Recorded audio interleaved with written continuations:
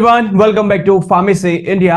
आज की इस वीडियो में हम बात करने वाले हैं बी फार्मा थर्ड सेमेस्टर में हमारा जो सब्जेक्ट है फार्मास्यूटिकल माइक्रोबायोलॉजी, उसमें आज हम यूनिट थर्ड के पार्ट थर्ड का हम वन शॉट पढ़ने वाले हैं। यानी कि हम 30 से 40 मिनट के अंदर जो भी हमारे टॉपिक्स हैं इस यूनिट थर्ड के पार्ट थर्ड में उन सबको कवर करेंगे।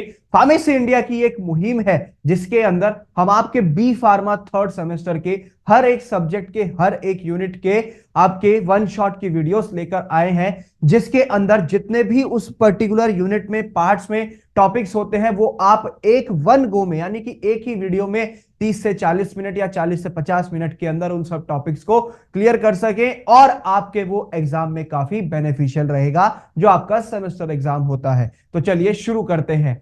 आज के इसके अंदर जो हमारा कंटेंट होने वाला है, जो हमारा टॉपिक होने वाला है, वो होगा classification and mode of action of disinfectants. Disinfectants का क्लासिफिकेशन और साथ ही साथ उसका मोड ऑफ एक्शन क्या होता है वो हम आज के इस वीडियो के अंदर पढ़ने वाले हैं। ठीक है बच्चा लोग, तो चलिए शुरू करते हैं। अब बात आ जाती है सिलेबस की। तो सिलेबस हम पार्ट वन में डिस्कस कर चुके हैं जिसमें हमारे टॉपिक्स हैं। तो आज हम पढ़ने वाले हैं classification and mode of action of disinfectants.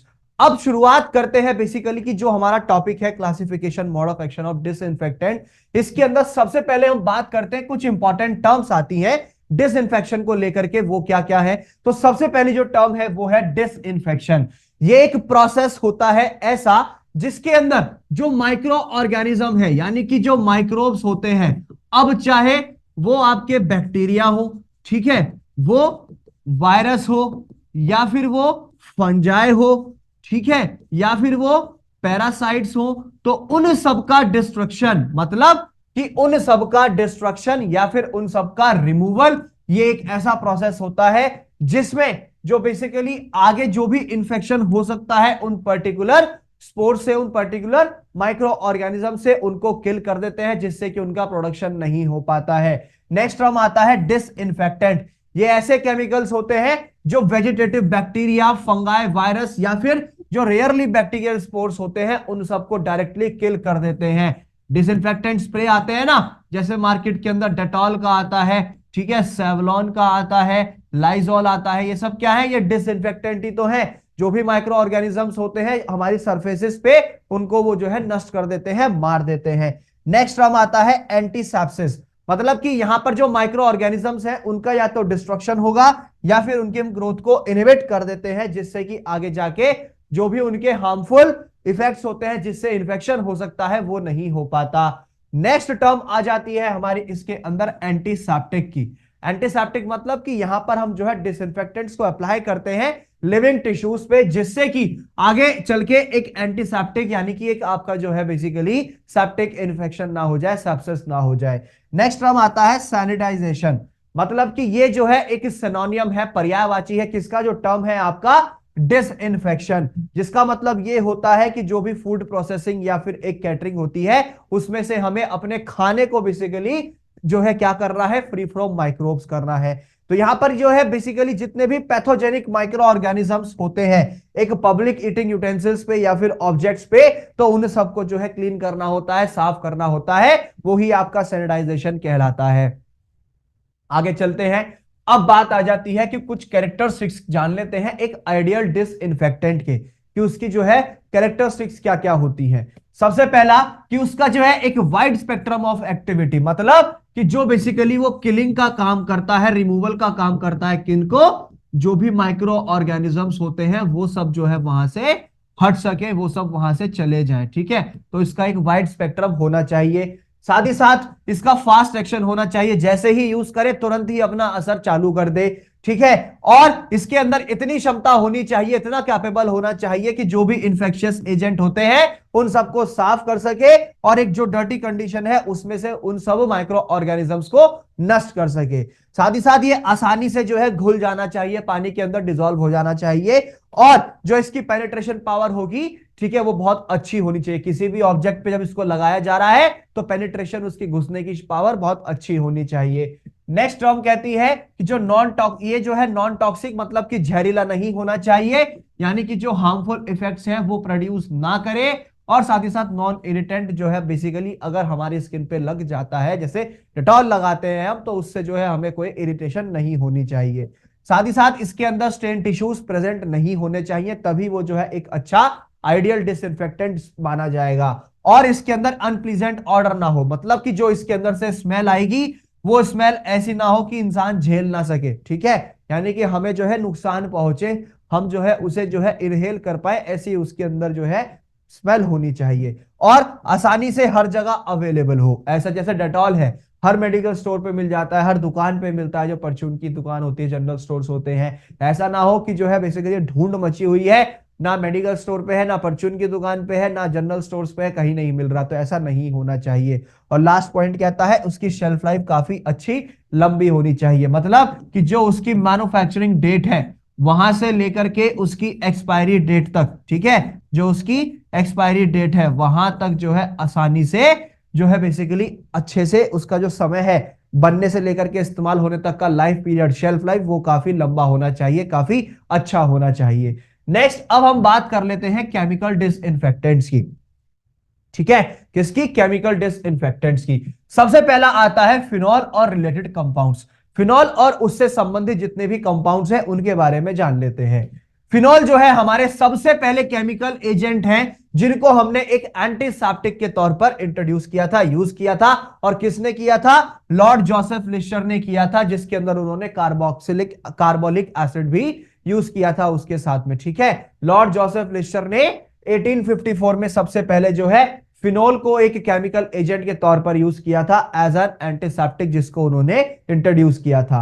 Next point कहता है फिनॉल से जो है सेल मेम्ब्रेन जो है बेसिकली वो डैमेज हो जाती है और सेल लाइसिस भी होता है। जब कोई पर्टिकुलर सेल जो है मैच्योर हो जाती है तो वो हट भी जाती है उसकी वजह से।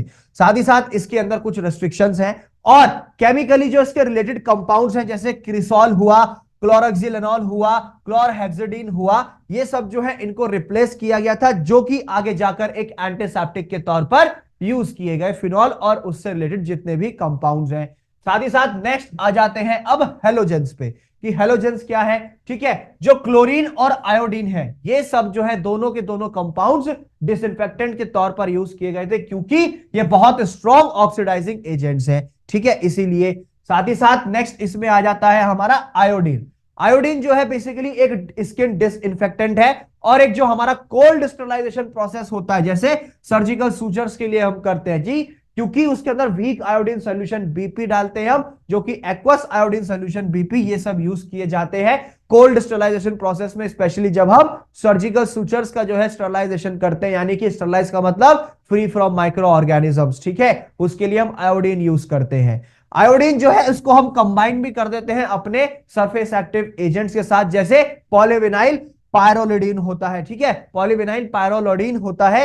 ये सब कंपाउंड्स क्या है, इनको जब ये यूज किया जाता है कॉम्बिनेशन में किसके साथ? सरफेस एक्टिव एजेंट्स के साथ आयोडीन, तो उसे हम आयोडोफोर्स कहते हैं। और जो ये होते हैं बेसिकली कंपाउंड्स, ये नॉन इरिटेटिंग होते हैं, नॉन स्टेनिंग होते हैं और वर्चुअली ऑर्डरलेस भी होते हैं, मतलब कि इनमें किसी तरीके की कोई सच स्मेल भी नहीं होती है। आगे चलते हैं। नेक्स्ट पॉइंट कहता है ये वायरोसिडल होते हैं, मतलब कि ये वायरस की किलिंग भी कर देते हैं, वायरस को किल करने की क्षमता भी रखते हैं। साथ ही साथ अमीबिसिडल होते हैं, अमीबा को भी जो है ये नष्ट कर देते हैं। और ये एक्टिव होते हैं किसके? जो ट्यूबरकुलर आपकी बेसिली होती है उसके अगेंस्ट भी बहुत अच्छे से ये काम करते हैं। नेक्स्ट आ जाते हैं क्लोरीन पे, ठीक है। अब आता है हमारा क्लोरीन। क्लोरीन जो है बेसिकली अवेलेबल है एक ऑर्गेनिक और इनऑर्गेनिक, साथ ही साथ गैसियस फॉर्म में भी, ऑर्गेनिक फॉर्म में भी आता है, इनऑर्गेनिक फॉर्म में भी है, गैसियस फॉर्म में भी है। मेनली जो ये जो होता है बेसिकली बैक्टीरियल पॉपुलेशन के लिए यूज किया जाता है, जब हमें एक लो लेवल पे म्युनिसिपल वाटर के अंदर बेसिकली इसे यूज करना होता है। साथ ही साथ ये इसके जो है जर्मिसिडल एक्शन होता है क्लोरीन का और इसके कंपाउंड्स का, क्योंकि इसके अंदर हाइपोक्लोरस एसिड की जो है फॉर्मेशन होती है जब क्लोरीन रिएक्ट करता है वाटर के साथ। देखो जब क्लोरीन ने रिएक्ट किया किसके साथ? वाटर के साथ, तो इसमें हाइपोक्लोरस एसिड बना, ठीक है। यही तो बताया कि ये जो है जर्मिसिडल एक्शन रखता है और इसके जितने भी कंपाउंड्स हैं, क्योंकि ये जो है एक फॉर्मेशन होती है हाइपोक्लोरस एसिड की जब क्लोरीन रिएक्ट करता है वाटर के साथ। नेक्स्ट टर्म कहता है सिमिलरली जो हाइपोक्लोराइड्स होते हैं और जो क्लोरामाइंस हैं ये सब हाइड्रोलाइसिस में जाएंगे, तब जब यहां पर फॉर्मेशन होगी किसकी? HClO की, यानी कि हाइपोक्लोरस एसिड की। तो जो ये हाइपोक्लोरस एसिड है ये आगे जाके डिकम्पोज होगा ऑक्सीजन में। देखो हाइपोक्लोरस एसिड है, ठीक है, तो वो जो है ऑक्सीडेशन, जब इसका ऑक्सीडेशन होगा, ठीक है, डिकम्पोज हो जाएगा ऑक्सीजन में जाकर के, तो ऑक्सीजन अलग हो जाएगा, हाइड्रोक्लोरिक एसिड आपका अलग हो जाएगा। नेक्स्ट टर्म आता है अब हमारा एल्डिहाइड्स। एल्डिहाइड्स क्या कहते हैं? इसके अंदर सबसे पहले जो यूज किया गया वो फॉर्मल्डिहाइड यूज किया गया। फॉर्मल्डिहाइड जो है बैक्टीरियसिडल प्रॉपर्टीज रखता है, स्पोरिसिडल और वायरोसिडल, मतलब कि वायरस को भी मारेगा, ठीक है, स्पोर्स को भी किल करेगा, और साथ ही साथ ये बैक्टीरिया को भी किल करेगा। किसको? बैक्टीरिया को, ठीक है, इन सबको मारने की क्षमता रखता है। साथ ही साथ इसको हम गैसियस फॉर्म में भी यूज कर सकते हैं और एक्वस सॉल्यूशंस में भी यूज कर सकते हैं फॉर्मल्डिहाइड को। इसका जब 10% सॉल्यूशन जो होता है फॉर्मेलिन का, मतलब कि जहां पर फॉर्मल्डिहाइड की गैस है और मिथेनॉल है, इसे जब हम यूज करेंगे बैक्टीरिया को किल करने के लिए, बैक्टीरिया को मारने के लिए, किसमें? कल्चर्स में या सस्पेंशन में, और साथ ही साथ जितनी भी हमारी कंटामिनेटेड सरफेसेस हैं उनकी साफ सफाई के लिए भी यूज करते हैं, मेटल इंस्ट्रूमेंट्स पे भी यूज करते हैं, और अगर हमें टिश्यूज को जो है बेसिकली प्रिजर्व करके रखना हो, किसके लिए? हिस्टोपैथोलॉजिकल एग्जामिनेशंस के लिए, वहां पर भी फॉर्मल्डिहाइड को यूज कर सकते हैं। और साथ ही साथ ये यूज किया जाता है स्टरलाइज करने के लिए जितनी भी हमारी बैक्टीरियल वैक्सीन होती हैं, बैक्टीरियल वैक्सीन को स्टरलाइज करने के लिए, और अगर हमें टॉक्साइड्स की प्रिपरेशन करनी हो टॉक्सिन से, तो उनको भी प्रिजर्व करने के लिए, उनको भी प्रिपेयर करने के लिए फॉर्मल्डिहाइड का यूज किया जाता है। अब नेक्स्ट आता है ग्लूटारल्डिहाइड, ठीक है, अभी फॉर्मल्डिहाइड था, अब है ग्लूटारल्डिहाइड। ग्लूटारल्डिहाइड जो है बेसिकली बहुत अच्छे से इफेक्टिव होता है, लेस इरिटेंट है, किसी तरीके की कोई भी जो है टॉक्सिसिटी प्रोड्यूस नहीं करता है, ठीक है, और अगर हम कंपेयर कर रहे हैं फॉर्मल्डिहाइड के कंपैरिजन में, साथ ही साथ ये एक्टिव होता है वायरस बैक्टीरिया के अगेंस्ट, स्पेशली जो ट्यूबरकुलर बेसिलाई होता है और उनके जो स्पोर्स होते हैं फंगाई के, ठीक है, और बहुत सारे टाइप्स के ऐसे वायरस हैं जैसे HIV वायरस हुआ और एंट्रोवायरस हुआ, तो उनके अगेंस्ट भी काफी अच्छे से काम करता है ग्लूटारल्डिहाइड। नेक्स्ट पॉइंट कहता है ग्लाइडेक्स, यानी कि 2% बफर सोल्यूशन जो है बेसिकली ये कमर्शियल प्रिपरेशन इसकी यूज की जाती है। किसको? जो सिस्टोस्कोप्स होते हैं, ब्रोंकोस्कोप्स होते हैं, रबर के एनेस्थेटिक ट्यूब्स जो है बेसिकली उनको स्टरलाइज करने के लिए, और साथ ही साथ जो थर्मोमीटर्स हैं, पॉलिथीन ट्यूबिंग है, एक्सेट्रा, इन सबको स्टरलाइज करने के लिए ग्लूटारल्डिहाइड को यूज किया जाता है। अब बात आती है नेक्स्ट, जो कि है अल्कोहल्स, ठीक है। अल्कोहल जो है बेसिकली जो प्योर अल्कोहल होता है उसकी कोई भी डिसइंफेक्टेंट प्रॉपर्टी नहीं होती है, लेकिन 3 तरीके के अल्कोहल्स यूज किए जाते हैं डिसइंफेक्टेंट के तौर पे, जिसमें सबसे पहला आता है इथाइल अल्कोहल यानी कि इथेनॉल। जो इथाइल अल्कोहल है इसकी कंसंट्रेशन होती है 50 से 70%, जो कि इफेक्टिव है वायरसेस के अगेंस्ट, जो कि वायरस को मारने का काम करेगा। नेक्स्ट आता है मिथाइल अल्कोहल यानी कि मीथेनॉल। ये इफेक्टिव होता है किनके अगेंस्ट? जो फंगल स्पोर्स होते हैं, लेकिन आंखों पे अगर चला जाए तो जहर पैदा कर सकता है, आंखों को खराब कर सकता है, टॉक्सिसिटी होती है इसकी अगर आइस के टच में जाता है। नेक्स्ट आता है आइसोप्रोपाइल अल्कोहल 50 to 70%। ये इथाइल अल्कोहल के कंपैरिजन में काफी अच्छा जो है बेसिकली बैक्टीरियाइडल प्रॉपर्टी रखता है, और इसे हम डिसइंफेक्शन के तौर पर यूज करते हैं, क्लिनिकल थर्मोमीटर्स को भी जो है बेसिकली क्लीन करने के लिए, उनको भी स्टरलाइज करने के लिए। अब बात आती है नेक्स्ट, जो कि है डाइज। डाइज में बेसिकली इसके 2 ग्रुप होते हैं डाइज के, एक तो एनालिन डाइज होता है और एक आपका एक्रिडिन डाइज होता है, जो कि बेसिकली सबसे ज्यादा यूज किए जाते हैं। जो ऐसे हमारे स्किन वाउंड एंटीसेप्टिक्स होते हैं उसके पे हम क्या यूज करते हैं? डाइज यूज करते हैं, जब हमारे स्किन पे, त्वचा पे घाव हो जाता है। ये जितने भी ये 2 ग्रुप्स हैं आपके एनालिन डाइज और एक्रिडीन्स, ये बेसिकली आपके बैक्टीरियोस्टैटिक्स होते हैं जिनकी एक हाई डाइल्यूशन होती है, लेकिन ये जो है बेसिकली बैक्टीरियाइडल एक्टिविटी भी प्रोड्यूस करेंगे, मतलब बैक्टीरिया को मारने की भी क्षमता रखते हैं। जैसे इसके अंदर एनालिन डाइज होता है और एक्रिडिन डाइज होता है। अब आगे चले, अब बात आती है जो मिसलेनियस डिसइंफेक्टेंट्स होते हैं, ठीक है, क्या? मिसलेनियस डिसइंफेक्टेंट्स, तो इसमें बोरिक एसिड आ जाता है। 24% कंसंट्रेशन यूज की जाती है इसकी एक एज एन एंटीसेप्टिक, किस लिए? वो आइस और म्यूकस मेम्ब्रेन्स के लिए यूज किया जाता है। इसके अंदर फिर नेक्स्ट आता है सॉल्ट ऑफ हैवी मेटल्स, ठीक है। हैवी मेटल्स में इसके अंदर मर्क्यूरी क्लोराइड आ जाता है, sodium ethyl mercury hello salicylate भी आ जाता है, ये बेसिकली यूज किए जाते हैं एक हैवी मेटल के सॉल्ट्स के तौर पर, जैसे कि कॉपर को यूज कर सकते हैं हम, सिल्वर को यूज कर सकते हैं एटसेट्रा, ये सब यूज किए जाते हैं एक वीक डिसइंफेक्टेंट के तौर पे। जो मर्क्यूरोक्रोम होता है बेसिकली ये क्या काम करेगा, जितने भी वेजिटेटिव बैक्टीरिया हैं और साथ ही साथ जो फंगाई होते हैं उनके जो स्पोर्स हैं उन सबको किल करता है, उन सबको डिस्ट्रॉय करेगा, खत्म करने का काम करता है। कौन? जो बेसिकली हमारे हैवी मेटल्स के सॉल्ट्स होते हैं।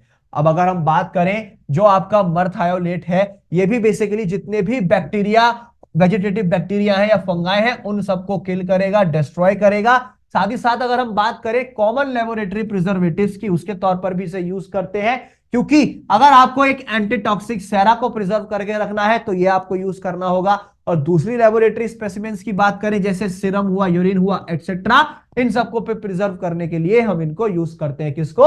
मर्थायोलेट को। ठीक है, नेक्स्ट पॉइंट कहता है जो सिल्वर नाइट्रेट है इसका आप जो है बेसिकली 1% जो है यूज करते हैं जब हमारा कभी पहले ट्रीटमेंट होता था ऑप्थेल्मिया नियोनेटोरम का। ठीक है, और साथ ही साथ इसको हम इंस्टॉल कर देते थे किसमें? आइस के अंदर जो न्यूबॉर्न होते थे डिलीवरी के जस्ट बाद ही, जैसे ही न्यूबॉर्न का जन्म होता था किसी बच्चे का तो उसकी आंखों में उनको इंस्टिल्ड कर दिया जाता था। ठीक है, आगे चले, अब बात कर लेते हैं हम डिटर्जेंट्स की कि डिटर्जेंट्स क्या कहते हैं। ठीक है, सरफेस एक्टिव एजेंट्स जो होते हैं हमारे सर्फेक्टेंट्स, ये सब वेटिंग एजेंट्स के तौर पर यूज किए जाते हैं। जैसे क्वाटरनरी अमोनियम कंपाउंड्स की अगर मैं बात करता हूं तो जितने भी कैटायनिक डिटर्जेंट्स होते हैं हमारे वो सब क्वाटरनरी अमोनियम कंपाउंड्स कहलाते हैं। ठीक है, अब ये जो है बेसिकली सबसे ज्यादा एक्टिव होते हैं किसके अगेंस्ट? जितने भी ग्राम पॉजिटिव बैक्टीरिया होते हैं और साथ ही साथ जो बेसिकली ग्राम नेगेटिव बैक्टीरिया के अगेंस्ट भी ठीक ठाक काम करते हैं, लेकिन जो इनका इंटरेस्ट है वो ग्राम पॉजिटिव बैक्टीरिया को मारने में ही है। साथ ही साथ ये जो है फंगाई के अगेंस्ट भी काफी अच्छे से एक्टिव रहते हैं और कुछ पैथोजेनिक प्रोटोजोआ होते हैं उनके अगेंस्ट भी इफेक्टिव रहते हैं। नेक्स्ट जो इनका प्राइमरी मोड ऑफ एक्शन होता है वो ये है कि ये सेल वॉल को डिसरप्ट करेंगे और उनकी मेम्ब्रेन्स को, साथ ही साथ जो है बेसिकली ये इनएक्टिवेट कर देते हैं एंजाइम्स को और जो आपके प्रोटीन्स होते हैं उनको डीनेचर करेंगे। प्रोटीन जो है बेसिकली एक जो है एसेंशियल पार्ट माना जाता है किसी भी माइक्रो ऑर्गेनिज्म की, किसके लिए? उनकी ग्रोथ के लिए, तो वो उसी को ही डीनेचर कर देते हैं। नेक्स्ट आता है बीटा प्रोपायोलैक्टिन। ठीक है, इसके अंदर बैक्टीरियासिडल प्रॉपर्टीज है, मतलब कि बैक्टीरिया को किल करेगा, साथ ही साथ स्पोर्स को किल करेगा। ठीक है, और नेक्स्ट आता है कि फंजिसिडल, मतलब कि फंगाई को भी खत्म करता है, उसके अगेंस्ट भी इफेक्टिव है और वायरस को भी मारता है, उनके भी किलिंग करेगा। ठीक है, नेक्स्ट पॉइंट कहता है ऑक्सीडाइजिंग एजेंट्स। अब ऑक्सीडाइजिंग एजेंट्स में हम हाइड्रोजन पेरोक्साइड H2O2 यूज करते हैं। इसका 3% सोल्यूशन यूज किया जाता है वाटर के अंदर, जो कि एक हमारे घाव को साफ करने में मदद करेगा, जैसे कि जो पस पड़ जाती है उसको रिमूव करने में, और साथ ही साथ जो हमारे जैसे कानों में पस पड़ जाती है उसको रिमूव करने में हेल्प करता है, और माउथ वॉश के तौर पर भी हम इसे हाइड्रोजन पेरोक्साइड को यूज कर सकते हैं। नेक्स्ट आता है पोटेशियम पर मैंगनेट यानी कि KMnO4। ये बेसिकली यूज किया जाता है शिट्स बाथ में, यानी कि 1:1000 स्ट्रेंथ सॉल्यूशंस ट्रीटमेंट होता है किसके लिए? आपका यूरेथ्राइटिस के लिए। वहां पर हमारा 1:1000 का इसका जो है बेसिकली कंसंट्रेशन होगा यूरेथ्राइटिस में जब इसको हम यूज करते हैं। अब अगर हम आगे चले, अब बात आती है इथाइलिन ऑक्साइड की यानी कि ETO की। तो बेसिकली इसकी वायरसिडल और स्पोरिसिडल प्रॉपर्टीज है, स्पोर्स को मारता है और वायरस को भी मारता है। ये हाईली इन्फ्लेमेबल होता है, मतलब कि आग को बहुत जल्दी पकड़ सकता है। देयरफॉर इसे हम जो है बेसिकली मिक्स करते हैं लेस इनर्ट गैसेस से, जैसे कार्बन डाइऑक्साइड है, जिससे कि एक नॉन इन्फ्लेमेबल मिक्सचर हमारा बन सके। एक अच्छा पेनिट्रेटिंग पावर अगर हमें करना हो, ठीक है, तो उसके लिए जो है बेसिकली प्लास्टिक यूज किए जाते हैं। और एक अगर आपको स्टरलाइजेशन करना है किनका? जितने भी आपके हीट सेंसिटिव प्लास्टिक गुड्स हैं या प्लास्टिक ब्लड ट्रांसफ्यूजन होते हैं, डोनर सेट्स होते हैं, प्लास्टिक सिरिंजेस, पॉलिथीन ट्यूब्स होती हैं, ठीक है, पैट्री डिशेस हुए, साइटोस्कोप्स हुए और आपके कैथराइजेशन इक्विपमेंट्स हुए एटसेट्रा, इन सब के स्टरलाइजेशन के लिए, इनको डिसइंफेक्टेंट करने के लिए ये बेसिकली इथाइलिन ऑक्साइड यूज किया जाता है। अब बात आती है लोअर टेम्परेचर गैस प्लाज्मा यानी कि LTGP की। ठीक है, तो इसे हम जो है एक ऑल्टरनेटिव प्रोसेस के तौर पर यूज करते हैं इथाइलिन ऑक्साइड के। ठीक है, जब एक स्मॉल अमाउंट में हमें हाइड्रोजन पेरोक्साइड यूज करना होता है, ठीक है, तो वहां पर जो है बेसिकली एक रेडियो फ्रीक्वेंसी के साथ हमें प्लाज्मा के अंदर वेव्स ट्रांसफर करनी होती है, तब यूज करते हैं। इससे होगा क्या, जो फ्री रेडिकल्स होते हैं बेसिकली, ठीक है, उनकी जनरेशन होती है, लेकिन वो डिस्ट्रॉय कर देते हैं उनको फ्री रेडिकल्स। कौन? किसको? माइक्रो ऑर्गेनिजम्स को। साथ ही साथ अब बात आ जाती है ओजोन स्टरलाइजेशन की। ओजोन स्टरलाइजेशन का मतलब कि रिसेंटली ये अप्रूव हुआ है यूएस के अंदर कि ऑक्सीजन को भी हम यूज कर सकते हैं। कैसे? एक इंटेंस इलेक्ट्रिकल फील्ड के तौर पर के, जो कि ऑक्सीजन को सेपरेट कर देगा उसके मॉलिक्यूल्स को। कहां से? एटॉमिक ऑक्सीजन से। और साथ ही साथ फिर वो आगे जाके कंबाइन होगा ऑक्सीजन मॉलिक्यूल से, जहां पर आपका एक ओजोन है वहां से ही बेसिकली ये कंबाइन होगा आपका कौन? जो ऑक्सीजन मॉलिक्यूल्स होते हैं। अगर मैं बात करूं इनके मोड ऑफ एक्शन और प्रॉपर्टीज की, कि एप्लीकेशंस क्या क्या है डिसइंफेक्टेंट की, तो सबसे पहले आता है हमारा अल्कोहल। इसकी कंसंट्रेशन होती है 60 to 70%। मोड ऑफ एक्शन क्या है? प्रोटीन को डीनेचर करेगा, लिपिड्स को डैमेज कर देता है, जितने भी लिपिड कॉम्प्लेक्सेस होते हैं उनको डैमेज करेगा। प्रॉपर्टीज क्या कहती हैं? ये फ्लेमेबल है, आग नहीं पकड़ेगा, ठीक है, वोलेटाइल होता है और स्किन टॉक्सिसिटी रखेगा। नेक्स्ट आ जाते हैं एप्लीकेशंस पे। सरफेस डिसइंफेक्टेंट होता है, प्रिजर्वेटिव्स होते हैं और एंटीसेप्टिक, मतलब कि प्रिजर्वेटिव के तौर पे यूज किया जाएगा, एंटीसेप्टिक और सरफेस डिसइंफेक्टेंट के तौर पे। नेक्स्ट आता है फिनॉल, जिसकी कंसंट्रेशन होती है 0.5 से 5%। अब ये क्या काम करेगा? सेल मेम्ब्रेन को डिसरप्ट करेगा, उसकी सेल मेम्ब्रेन को नष्ट करेगा, और जो आपका बेसिकली सेल प्रोटीन होता है उसको प्रेसिपिटेट करता है। प्रॉपर्टीज क्या कहती हैं? ये इनएक्टिवेटिव होता है, किसमें? ऑर्गेनिक मैटर से इनएक्टिवेट नहीं हो पाता है। एप्लीकेशंस क्या है? डिसइंफेक्टेंट और एंटीसेप्टिक के तौर पर यूज करते हैं।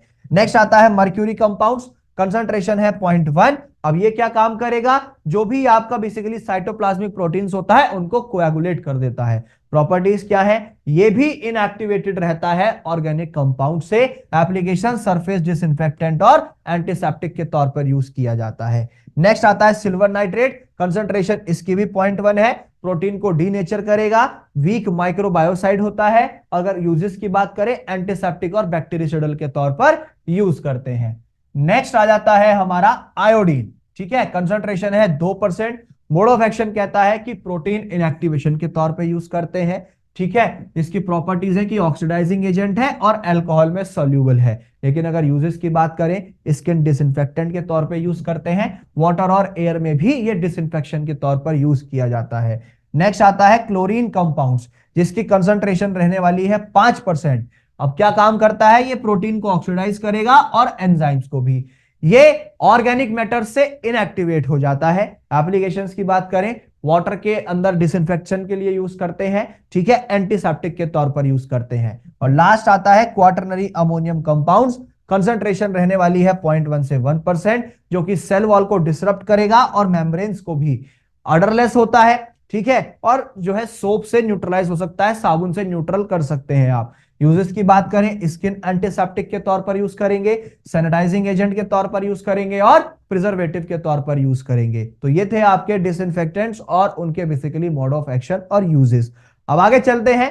अब बात आती है कि ऐसे कौन कौन से फैक्टर्स हैं जो कि डिसइंफेक्टेंट एक्शन को अफेक्ट कर सकते हैं, उनके बारे में भी जान लेते हैं। तो जो सबसे पहला आता है फैक्टर वो है कंसंट्रेशन ऑफ डिसइंफेक्टेंट। मतलब कि जो एक रेट है आपके माइक्रो ऑर्गेनिजम्स को किल करने का, वो डायरेक्टली जो है बेसिकली जो डिसइंफेक्टेंट की कंसंट्रेशन होती है उस पर डिपेंड करेगा। एक आपको ऑप्टिमम कंसंट्रेशन जो चाहिए फिनोल की, वो कम से कम 1% आपकी एक्यूरेट होती है। अगर इस कंसंट्रेशन से परे जाते हैं तो ये जो है बेसिकली जो डिसइंफेक्टेंट इफेक्टिवनेस होगा वो इतना इफेक्टिव नहीं हो पाएगा। साथ ही साथ जो डाइल्यूशन कॉफिशिएंट होगा उसको कैलकुलेट करना होगा आपको एक इक्वेशन से, जो कि है n is equals to log t and so on, minus मतलब कि log t1 upon log c1 and log c2। अब आप कहेंगे कि सर ये यहां पर हमारा n क्या है? n है आपकी कंसंट्रेशन किसकी? जो भी आपका एक्सपोनेंट है या डाइल्यूशन कॉफिशिएंट है उस पर्टिकुलर डिसइंफेक्टेंट का, और t2 है डेथ टाइम उस डिसइंफेक्टेंट का जो कंसंट्रेशन पे था c1 के, और जो आपका t2 है वो है डेथ टाइम किसका? डिसइंफेक्टेंट कंसंट्रेशन जो कि है c2, ठीक है। नेक्स्ट जो आता है फैक्टर वो है टेम्परेचर। टेम्परेचर क्या कहेगा? जो एक रेट है आपके डिसइंफेक्शन का नॉर्मली इंक्रीज होता है वो टेम्परेचर के बिहाव पे, ठीक है। जो एक इफेक्ट है टेम्परेचर का बैक्टीरियाइडल एक्टिविटी पे, उसको आप कैसे एक्सप्रेस करेंगे? उसके लिए आपको जो है टेम्परेचर कॉफिशिएंट यूज करना होता है। टेम्परेचर कॉफिशिएंट का जो पर डिग्री होगा, जब टेम्परेचर राइज होगा, बढ़ेगा, उसको आप थीटा से डिनोट करेंगे। जहां पर आपका 10 डिग्री सेल्सियस राइज हुआ तो उसको आप एक्सप्रेस कर देते हैं थीटा की पावर 10, या फिर नीचे लिख देते हैं क्योंकि क्यू के नीचे 10 वैल्यूज, ठीक है। जिसको आप कह सकते हैं कि नेक्स्ट फैक्टर कहता है टाइम ऑफ कांटेक्ट, मतलब कि जो एक सफिशिएंट टाइम है एक कांटेक्ट का, ठीक है, उसे आप क्या कहते हैं कि जो डिसइंफेक्टेंट के लिए आया है और उसने एक्सर्ट किया अपना एक एक्शन, ठीक है, वो भी जो है बेसिकली उसको अफेक्ट कर सकता है। ये दिखाया जाता है कि जो प्रिंसिपल्स होते हैं फर्स्ट ऑर्डर काइनेटिक के, वो भी यहां पर अप्लाई किए जाते हैं डिसइंफेक्शन प्रोसेस में, क्योंकि जो रेट या वेलोसिटी है वो कांस्टेंट है। के को आप मेजर करेंगे कैसे, उस डिसइंफेक्टेंट की एफिशिएंसी से, जैसे के is equal to 1/t log n naught minus n t, ठीक है, n naught upon n t. कैसे, अब बेसिकली टी क्या है, ये टाइम है किसका, वायबल काउंट का, जो कि n नॉट से एन टी तक आया।